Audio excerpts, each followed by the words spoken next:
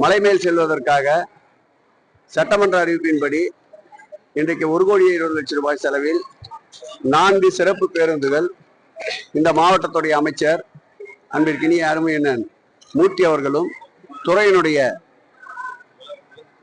அமைச்சர் என்ற வகையில் நானும் இணைந்து இன்றைக்கு பக்தர்கள் பயன்பாட்டிற்கு அந்த பேருந்துகளை இயக்கி வைத்தோம். கீழிருந்து மேலே செல்வதற்கு வெறும் 10 ரூபாய் தான் கட்டணம். தொடர்ந்து இந்த சேவைகள் தொடரும். இதுபோல் திருத்தணி, ராமேஸ்வரம் மற்றும் பண்பொழியில், திருவண்ணாமலை போன்ற திருக்கோயில்களிலும் இது போன்ற பக்தருடைய தேவையை கருதி இது போன்ற பேருந்துகள் இயக்கப்படுகின்றன. தொடர்ந்து சட்டமன்ற அறிவிப்பின்படி கூடுதலாக 4 திருக்கோயில்களில் இவைகளை இயக்குவதற்கு இந்த ஆண்டு அறிவித்திருக்கின்றோம். அவைகளையும் இந்த ஒரு 4-5 மாதத்திற்குள் அந்த பேருந்துகள் இயக்கப்படும். கள்ளழகர் சித்திரை திருவிழா வைபவத்தை பொறுத்தளவில் அந்த மாவட்டத்துடைய அமைச்சர்கள் அண்ணன் மூர்த்தி அவர்களும் பிடிஆர் பழனிவேல்ராஜன் அவர்களும் அறங்காவல்குழு தலைவர் உறுப்பினர் உட்பட தொடர்ந்து ஒருங்கிணைத்துக் கொண்டிருக்கின்றார்கள்.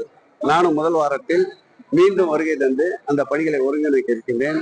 காலையிலே ராமேஸ்வரம் திருக்கோயிலுடைய திருப்பணிகள் குறித்து ஆய்வினை மேற்கொண்டு இன்றைக்கு கள்ளழகர் இந்த திருக்கோயிலிருந்து பேருந்துகள் இயக்க தொடர்ந்து வைத்திருக்கிறோம்.